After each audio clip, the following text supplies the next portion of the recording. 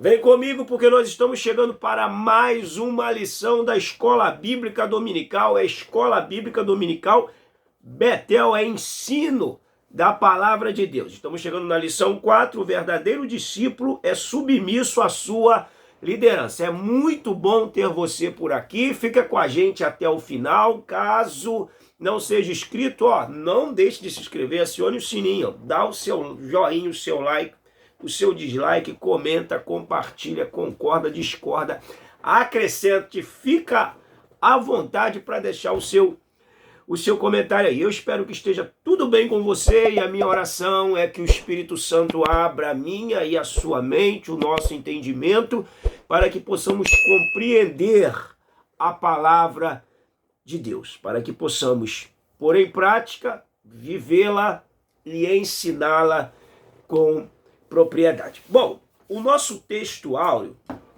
ou texto de ouro, diz: amados, não sigais o mal, mas o bem. Quem faz o bem é de Deus, glória. Mas quem faz o mal não tem visto a Deus. Olha, a verdade prática ou aplicada, o autêntico exercício do ministério cristão ocorre quando há plena consciência de que deve ser cumprido para a glória de Jesus e nunca dos homens. Quais são os objetivos? Atenta para isso aqui, porque isso aqui dá norte à aula. Alertar sobre erros de um mau discipulador, ressaltar que a igreja é de Deus e ensinar que o discipulador é um servo. E é nisso que vai discursar a temática. O texto de referência está em João capítulo 13, versos 3, 4, 5, 6, 7 e 8, que vai falar sobre o lava-pé. Vamos lá. A introdução diz que o critério de Deus para que alguém se torne discipulador é o contrário daquilo que muitos pensam. O maior seja como o menor e o que governa como quem serve. Melhor do que status social ou eclesiástico é ser fiel. Bom, nesse quesito de discipulado e de discipulador, de líder e liderado, a Bíblia é paradoxal ao que a gente vê fora da igreja. Por exemplo, na igreja, o maior serve ao menor. No mundo, não. No mundo, o maior exige ser servido pelo menor. Mas aqui é paradoxal. Aqui eu tenho que aprender que para Jesus não é importante quantos estão me servindo. O importante para Jesus é a quanto eu estou servindo, a quanto o líder está servindo. É bom a gente entender que por mais que você observe alguém aqui, ali ou acolá, que exerce uma liderança aonde ele, ao invés de servir, se serve, ao invés de servir, procuram que os outros o sirvam, essa liderança, mesmo estando na igreja, ela não é bíblica e nem cristocêntrica, ou seja, não é um modelo para a gente seguir.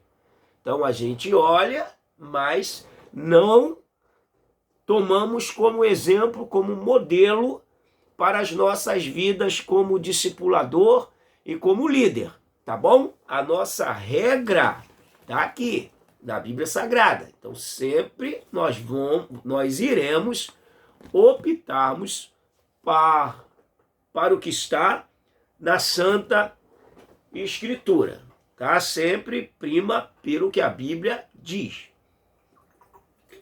Senão você cai na malha fina do levita, que não socorreu o homem porque o sacerdote passou direto. O sacerdote passou direto, pega mal eu parar. O que ele vai falar de mim? Só que ele ficou legal com o sacerdote e ficou feio com Deus. Porque Jesus, no final, pergunta quem foi o próximo daqueles homens.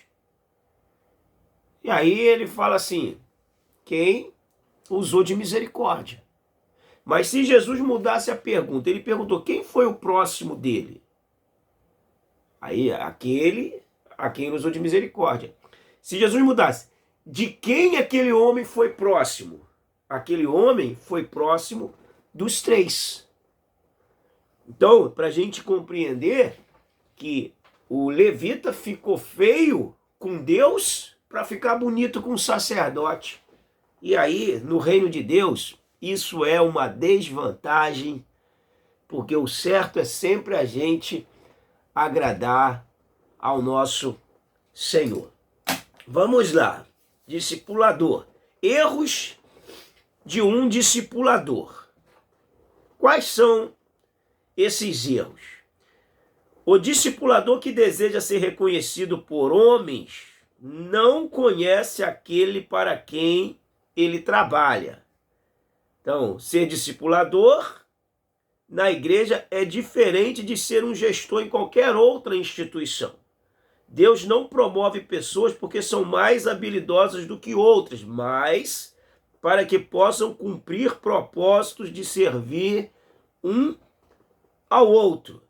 Aí nós vamos entender aqui justamente que o discipulador, ele não está à procura de reconhecimento. Então, todo discipulador que está em busca de reconhecimento, ele não entendeu o propósito do chamado. Quando ele começa a exaltar o seu chamado, a dar mais honra ao seu chamado do que aquele a quem o chamou, ele não entendeu o chamado ou ele nem chamado foi. Porque entender o chamado é quando a gente tem as Escrituras como nosso guia. O que Deus disse para Israel? Olha, vocês vão pedir um rei. Quando vocês tiverem um rei, esse rei vai ser assim, assim, assim, assim.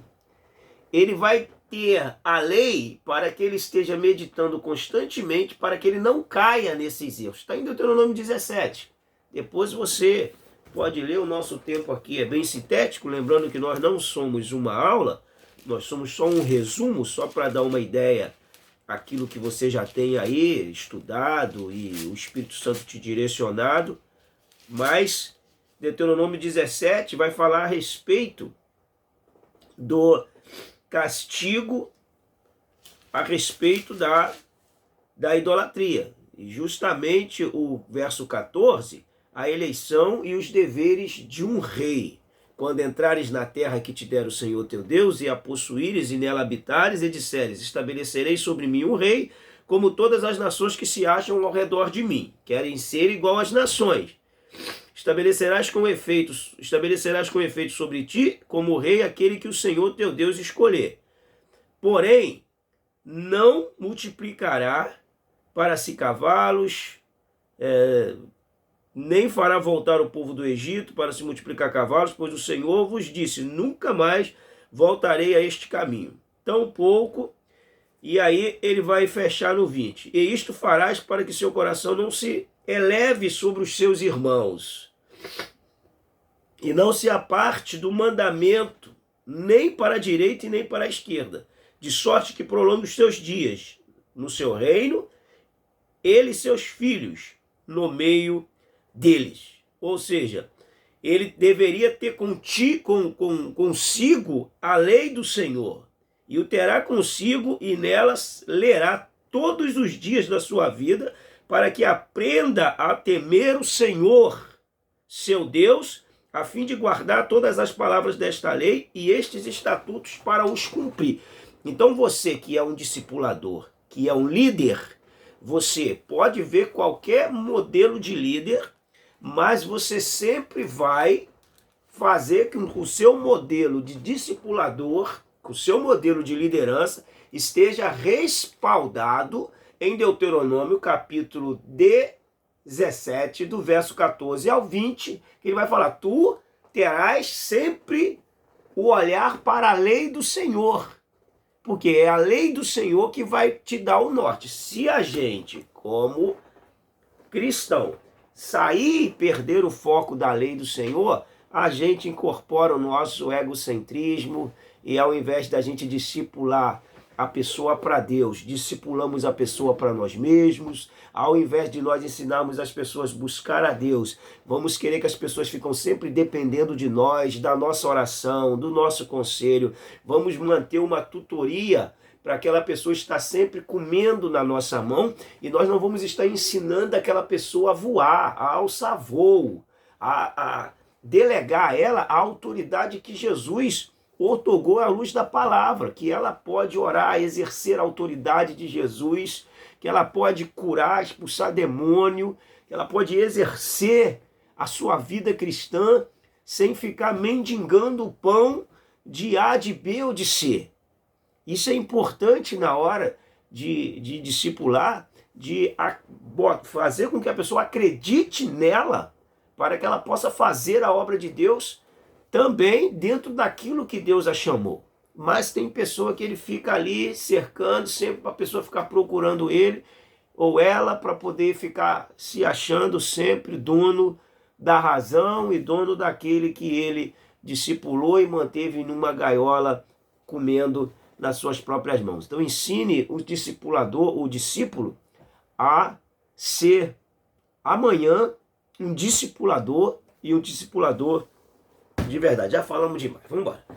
A soberba, outro problema de quem está liderando o grupo é a soberba. A soberba é uma grande armadilha no qual muitos têm caído. Provérbio 16, 18 que ele cita aqui, que é que a soberba precede a ruína e a altivez de espírito a queda. O problema da soberba, o problema do Satanás foi justamente a soberba.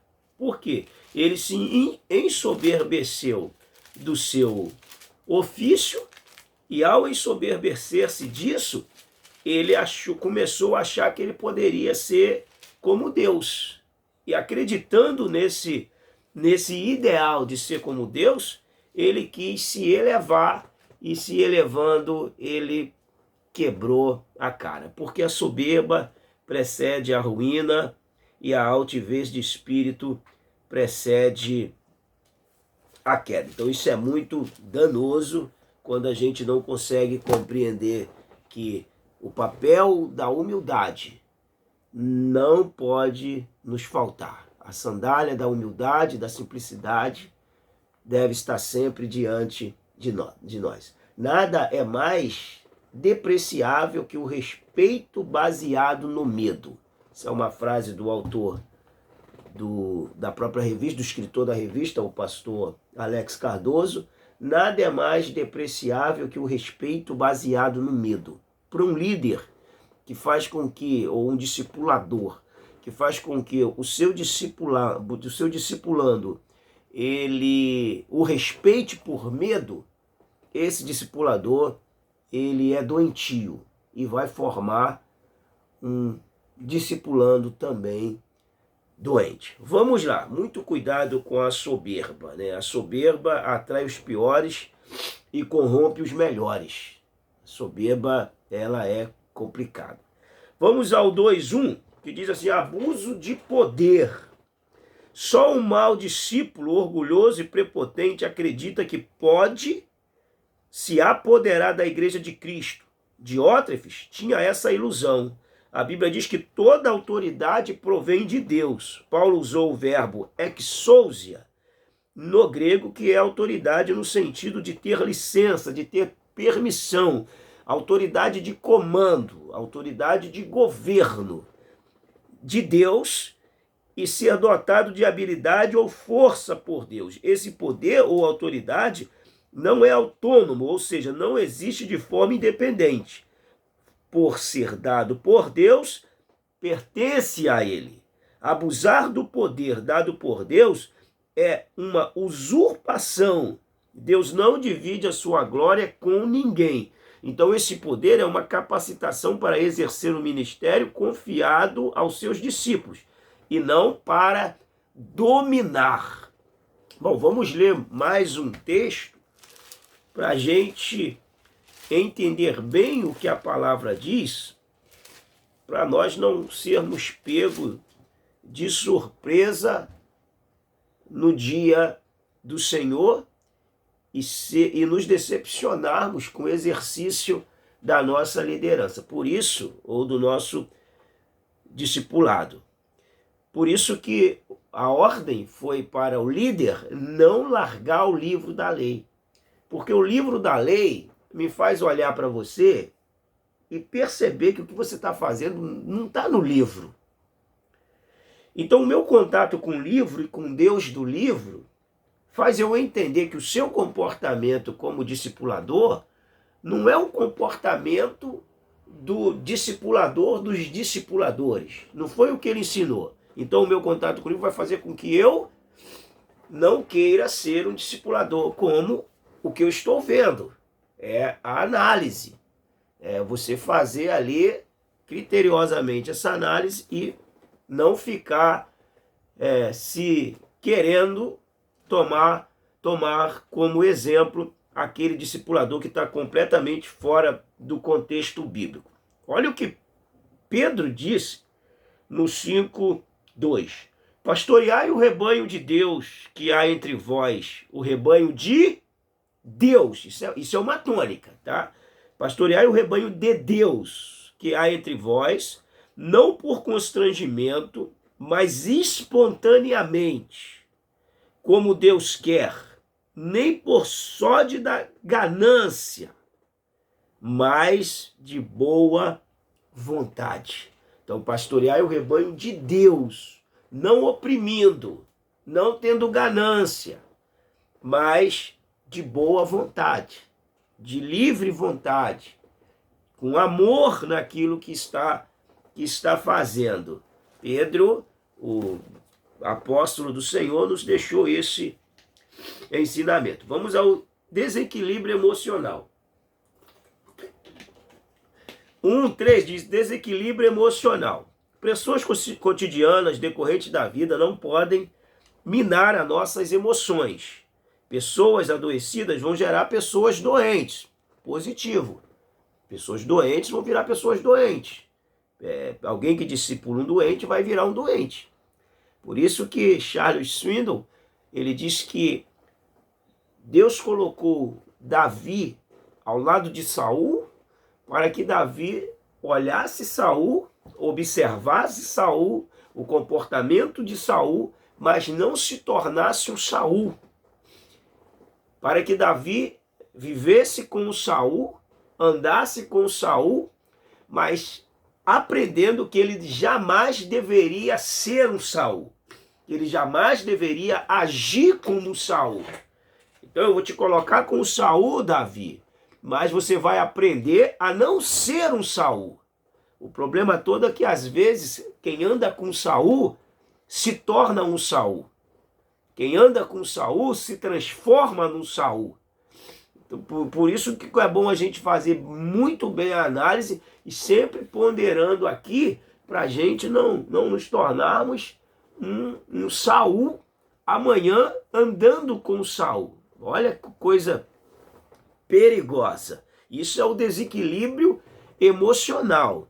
Bem, um discipulador saudável preserva suas emoções e ele pode trilhar esse caminho demonstrando confiança em Deus, guiando o seu ministério pela fé, desenvolvendo o fruto do Espírito.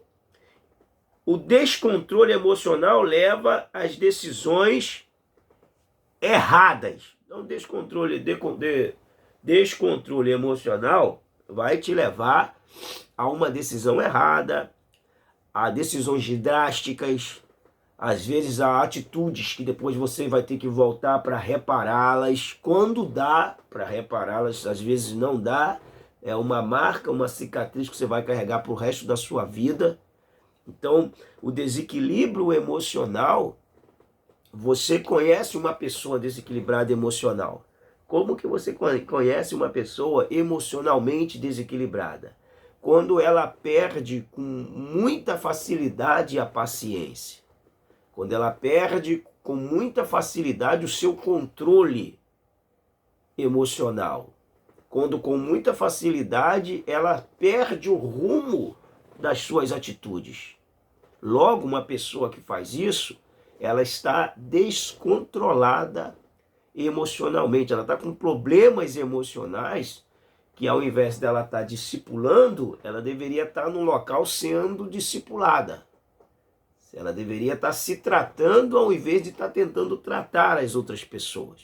Por isso que o discipulador ele deve ser alguém que seja um ponto de referência para o seu discipulando. Vamos lá, o 2 diz, a igreja tem dono.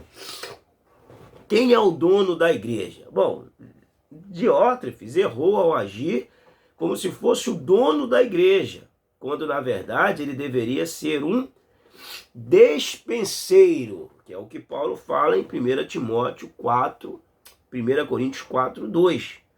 Ele estava, Diótrefes, como diz John Stott, ele tinha um problema de holofotes. Ele tinha um problema de que ele tinha que ser o centro.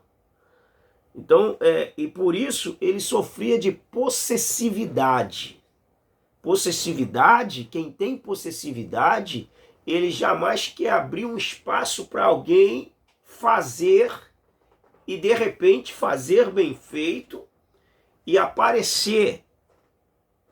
E essa pessoa possessiva por aquela função, por aquele ofício, vai sempre tentar manter fora do centro as outras pessoas. Por quê? Por ele não confiar nele, por ele não ser resolvido no que faz. Isso é um problema de resolução. A pessoa que não é resolvido no que faz, ele está sempre sendo assombrado por alguém. Não, sendo assombrado por alguém não. Ele sempre vai ver alguém como uma assombração para ele. O problema de Diótrefes é que ele queria, por ele querer a primazia, não queria perder o centro, ele tinha uma possessividade pela igreja e automaticamente, se chegasse alguém ali bom, ele, o que ele fazia? Ele o tinha como uma assombração. Então, ele tinha que ser o centro. Por isso, ele não dava hospedagem para ninguém, não dava oportunidade para ninguém, para ele ficar sempre no trono. E essa ideologia do trono, ela é muito perigosa. Porque você constitui do seu posto como se você fosse uma pessoa extremamente absoluta naquilo ali. E geralmente, pessoas com a síndrome de Diótrefes, é tendencioso que ele sofra muito mais do que quem não tem essa síndrome. Porque quem tem essa síndrome, ele está sempre sendo assustado pela direita e pela esquerda e sempre vendo alguém como uma ameaça para ele. E quem não tem, quem é resolvido naquilo que faz, se Diótrefes fosse resolvido, ele não teria problema nenhum em hospedar Gaio, Demétrio, João, porque ele entenderia que o que ele está fazendo para Deus. E quem vai substituí-lo no momento certo é Deus. Ele não precisa afligir o seu coração. Mas ele era uma pessoa que vivia numa crise, numa guerra com ele mesmo. A gente percebe, Diótrefes deveria ser uma pessoa que deveria dar fora à toa, cortar na raiz. Deveria ser uma pessoa assim, bem insuportável, porque quem tem problema de possessividade, ele acaba se tornando uma pessoa um pouco insuportável, porque ele sempre quer se colocar como o centro das atenções. Vamos lá, o 2:1 diz, o pai. Então a igreja tem dono, ela não é do Diótrefes e nem do diotrefismo. De quem é a igreja? Bom, o pai, a igreja de Deus. é um termo usado pelo apóstolo Paulo para se referir à eclesia, no grego, que significa uma reunião de cidadãos chamados para algum lugar público, assembleia, ajuntamento de pessoas salvas, e esse termo aparece como exortação ao cuidado ou temor, deixando claro que não se trata de qualquer igreja, mas da igreja de Deus. A igreja é de Deus, mas formada e liderada por homens chamados para cuidar dela. Então, quando a pessoa está pastoreando, foi justamente o que nós lemos aqui em primeira carta de Pedro, capítulo 5, versículo 2, pastoreai o rebanho de Deus.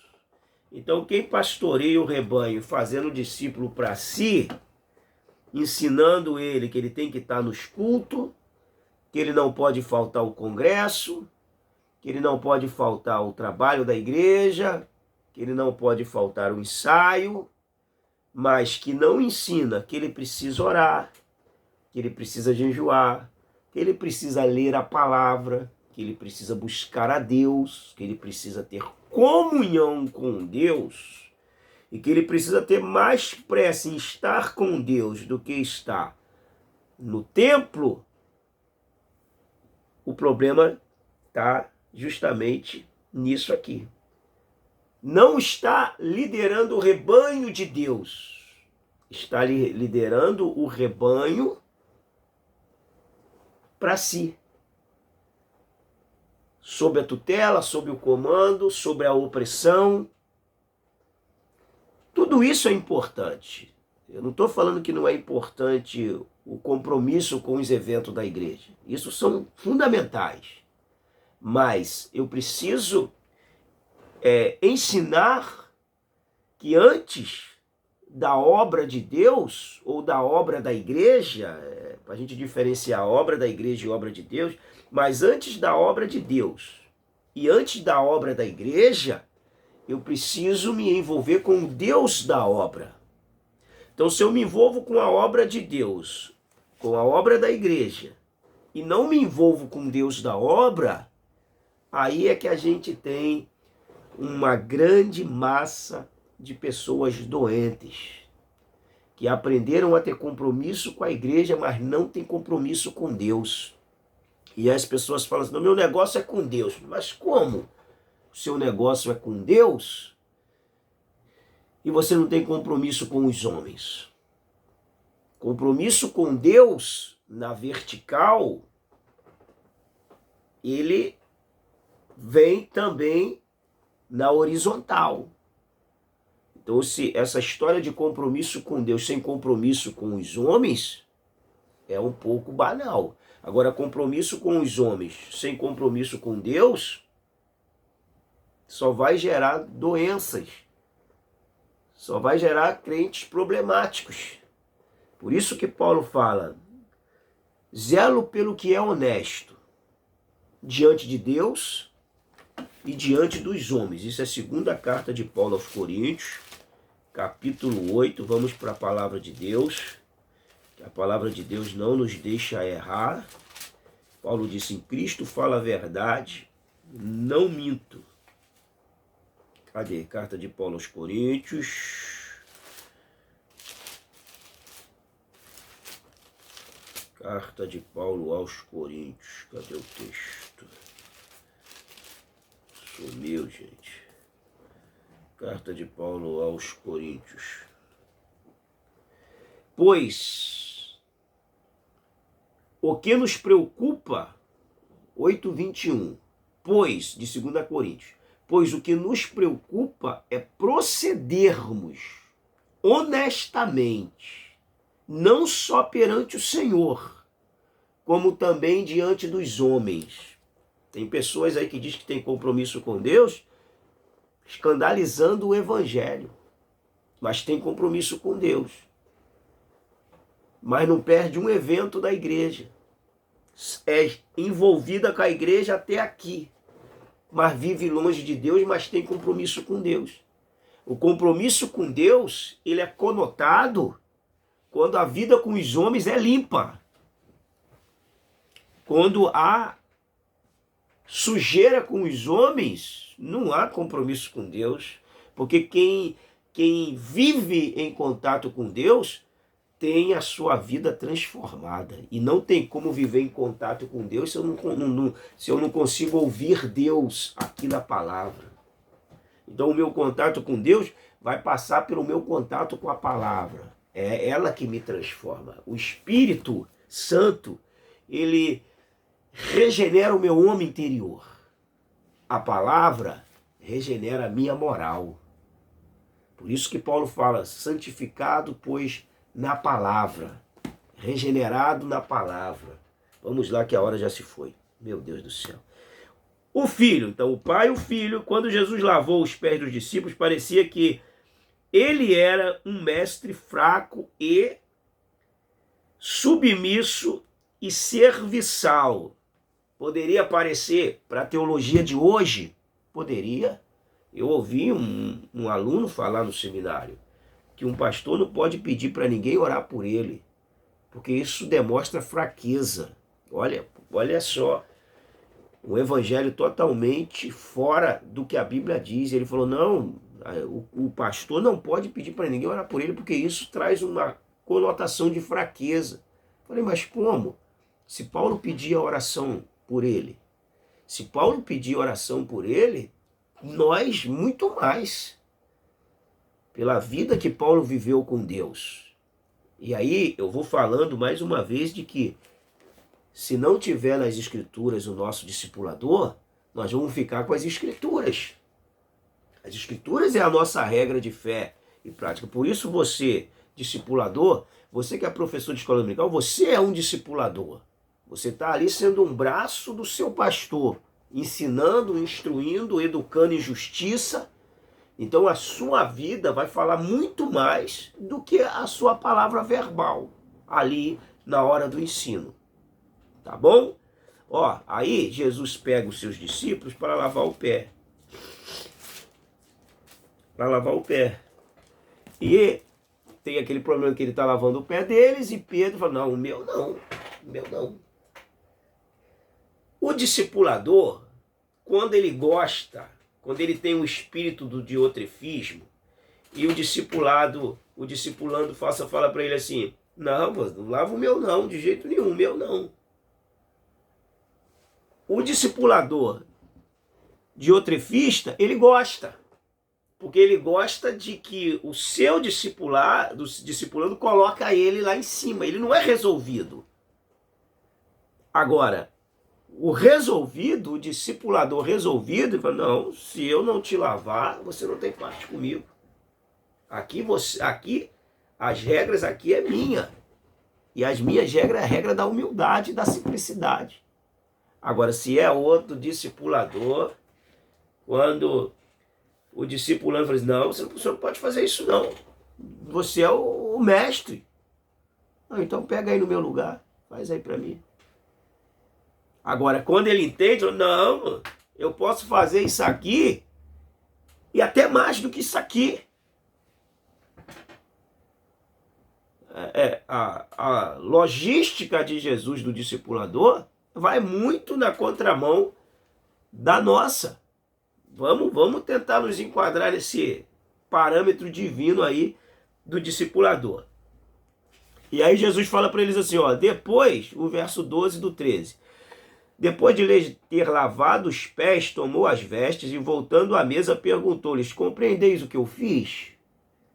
Vós me chamais o mestre e o Senhor, e dizeis bem, porque eu sou.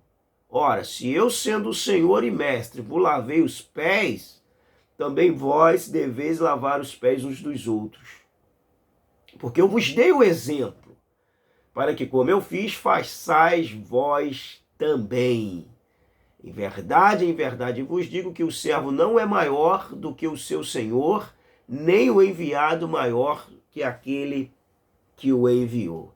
Então, se ele fez, eu não posso ter o sentimento de que eu sou maior do que ele. Não, porque agora eu sou presbítero, eu não posso fazer isso aí. Não, porque agora eu sou pastor e agora é você que lava o meu pé. O que Jesus está ensinando é a ajuda mútua. Eu preciso te ajudar e preciso que você me ajude. Eu preciso ser humilde e você precisa ser humilde. Ele fala assim, vocês vão lavar os pés uns dos outros, vocês vão ajudar um ao outro. Vocês estão aqui em cooperação mútua. Aqui não tem estrela. Aqui ninguém é maior e ninguém é menor. Vocês estão no mesmo nível. Aqui vocês vão ser cooperadores e vão trabalhar com o objetivo do reino de Deus. E ele está falando para 12 apóstolos, que ele escolheu para servi-lo como os mentores ali que iriam levar a pregação do evangelho, propagando e formando novos obreiros, fazendo uma mentoria para que pudesse continuar a pregação do evangelho. E ele falou, não, já sei que vocês viu eu fazer, vocês vão fazer também. Meu reino é assim, é servindo que você se faz grande. Aqui é totalmente na contramão. A grandeza aqui está em servir. É verdade essa dinâmica de Jesus. Então o discípulo queria apontar o caminho de um discípulo, Jesus queria apontar o caminho de um discípulo verdadeiro segundo o reino de Deus. O Filho veio ensinar que os homens deveriam viver na perspectiva do reino de Deus. Ó, aqui está a carta para que a gente leia e possamos botar nas nossas vidas como prática. Vamos lá, o Espírito Santo. Então nós temos o Pai, Diótrefes, que se achava o dono da igreja é do Pai, é do Filho e é, meu Deus do céu, do Espírito Santo. A igreja tem seu marco de inauguração a partir da descida do Espírito Santo no dia do Pentecoste. Jesus andou com os discípulos por um tempo, 3 anos e meio, mas continua por meio do seu Espírito que habita em nós. E está em sua igreja até a consumação do século. Então a igreja do Pai, é do Filho, é do Espírito Santo, que hoje está em nós, é Deus conosco, mas estão tomando a igreja do Pai, do Filho e do Espírito Santo, estão tomando a igreja de Deus para acreditar que a igreja é nossa. Que Deus nos guarde e nos livre disso. Vamos lá para a gente encerrar aqui o 3. O discípulo serve propósitos. Jesus é um exemplo perfeito de um servo fiel e ao lavar os pés dos discípulos, ensina-nos a agir segundo o padrão do reino do céu. Assim, por meio de atitudes, Jesus capacita aqueles homens para realizar os propósitos de Deus na terra. Isso aí é a gente entender qual o propósito que Deus estabeleceu para nós servi-lo. Vamos lá, vamos entender o propósito do nosso chamado. Estruturar e fortalecer o corpo. Desde o Antigo Testamento, vemos o Senhor Deus revelando, agindo e estabelecendo liderança, ordem, variedade de funções, enquanto conduzia o povo de Israel no deserto. Ou seja, o que Jesus instituiu ali como os 12, depois Paulo fala de outros dons ministeriais, é para fortalecimento do povo. Deus, Senhor, revelando e agindo, estabelecendo liderança, ordem e variedade de funções, enquanto conduzia o povo de Israel no deserto, preparando para habitar na terra prometida. Estruturar e fortalecer o corpo de Cristo. Edificar o corpo de Cristo. Construir o corpo de Cristo. Esse é o ideal do discipulador. Trabalhar para que o corpo de Cristo cresça. Trabalhar para que o corpo de Cristo cresça sólido, saudável e que avance de maneira eficaz. Como está o nosso papel, a nossa atuação no corpo de Cristo? Como nós temos atuado naquilo que Deus nos chamou para fazer no seu corpo? Temos sido cooperadores, temos ajudado o nosso pastor, você tem ajudado o seu pastor, você tem ajudado a sua igreja, Você tem trabalhado para que ela cresça, você tem feito o seu papel para que o reino de Deus seja expandido. Qual a sua mentalidade? Porque no reino de Deus, a visão, ela é determinante para o crescimento. Quando você tem aquela visão mesquinha, que se está vazio é porque Deus quer, se está vazio é porque Deus quis que só viesse 5 pessoas na igreja, tá assim porque Deus quer que esteja. Gente, essa é a pior visão que você vê dentro do evangelho. Pessoas que não têm visão de avançar, não têm visão de crescimento, não estabelece meta, não estabelece objetivo, não vá falar com Deus em oração, em jejum, em lágrimas, para Deus trazer um renovo, um avivamento, uma visão de crescimento saudável, espiritual, bíblico. Então, quando você é um discipulador, um líder que acha que só tem 5 pessoas, porque Deus quer aquelas 5, a sua visão de reino é muito pobre. É muito mais fácil a gente terceirizar que só tem 5 porque Deus quer, do que a gente assumir que só tem 5 porque o nosso trabalho é desqualificado, muitas das vezes é sem Deus, é na nossa habilidade, na nossa técnica, ainda que na habilidade sua pode até crescer, mas de maneira doentia. Mas quando a nossa visão é uma visão míope para as coisas de Deus, automaticamente nós vamos ver a obra de Deus minguando. Por isso que está aqui, estruturar e fortalecer o reino de Deus. Visão de crescimento, visão de avanço, visão de que a obra tem que caminhar. Meu Deus do céu. Vamos lá. Fazer a igreja avançar. Então, Jesus continua sendo referência de líder a ser imitado, e essa é a razão que justifica algumas das suas atitudes, ainda que não precisasse. Jesus foi batizado, foi mesmo sem pecado, ou seja, Jesus